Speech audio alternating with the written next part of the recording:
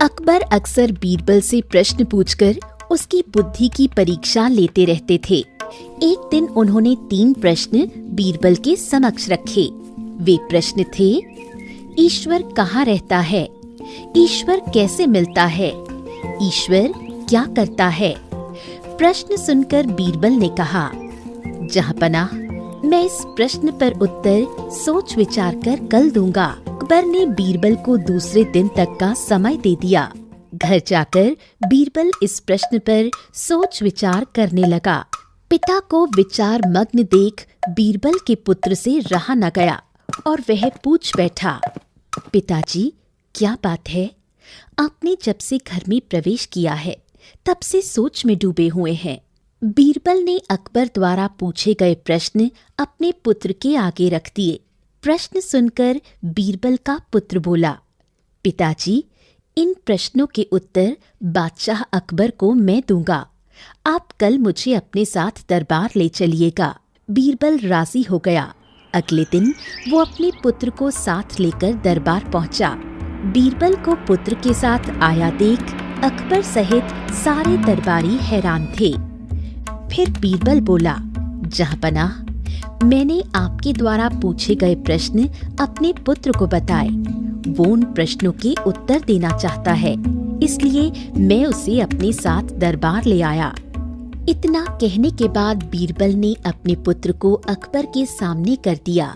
बीरबल के पुत्र ने अकबर से कहा, जहाँपनाह, आपके पहले प्रश्न का उत्तर देने के पूर्व मैं चाहता हूँ कि आप सेवक से कहकर शक्कर घुला हुआ दूध मंगवाएं।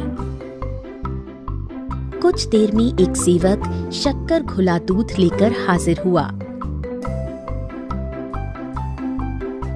बीरबल के पुत्र ने कहा, जहाँपनाह, जरा इस दूध को चख कर बताइए कि इसका स्वाद कैसा है। अकबर ने दूध चखा और बोले, इसका स्वाद मीठा है। क्या आपको इसमें शक्कर दिखाई पड़ रही है? बीरबल के पुत्र ने पुनः प्रश्न किया, नहीं तो वो कैसे दिखाई देगी? वो तो पूरी तरह से दूध में घुल चुकी है। अकबर बोले, जी हुजूर, ठीक उसी तरह ईश्वर भी संसार की हर वस्तु में रचा बसा हुआ है। यदि उनकी खोज करें तो वो हर वस्तु में मिलेंगे। इसके बाद बीरबल के पुत्र ने दही मंगवाकर अकबर से पूछा, जहाँपनाह, क्या इस दही में मक्खन दिखाई दे रहा है? मक्खन तो दही मथने के बाद ही दिखाई पड़ेगा। अकबर बोले, जी जहाँपनाह, ठीक इसी तरह ईश्वर की प्राप्ति गहन मंथन के उपरांत ही हो सकती है। ये आपके दूसरे प्रश्न का उत्तर है। दोनों उत्तरों से संतुष्ट होने के उपरांत अकबर ने तीसरे प्रश्न का उत्तर पूछा।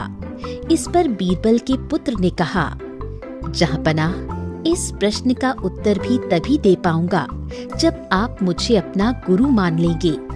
अकबर बोले, ऐसी बात है तो मैं तुम्हें अपना गुरु मानता हूँ। अब जब आपने मुझे अपना गुरु मान ही लिया है तो आप मेरे शिष्य हुए। लेकिन गुरु तो शिष्य से ऊंचे स्थान पर विराजमान होता है। ये सुनकर अकबर सिंहासन से उठ खड़े हुए और बीरबल के पुत्र को सिंहासन पर बिठा दिया। वो स्वयं नीचे आकर बैठ गए। अकबर के सिंहासन पर बैठकर बीरबल का पुत्र बोला, जहाँपनाह, ईश्वर की यही लीला है। वो एक क्षण में राजा को रंक और रंक को राजा बना देता है। अब तो आपको तीसरे प्रश्न का उत्तर मिल गया होगा कि ईश्वर क्या करता है। ये सुनकर अकबर एक क्षण को मौन पड़ गए, लेकिन फिर उन्होंने बीरबल के पुत्र की अक्लमंदी की खूब तारीफ की और उसे पुरस्कृत भी किया।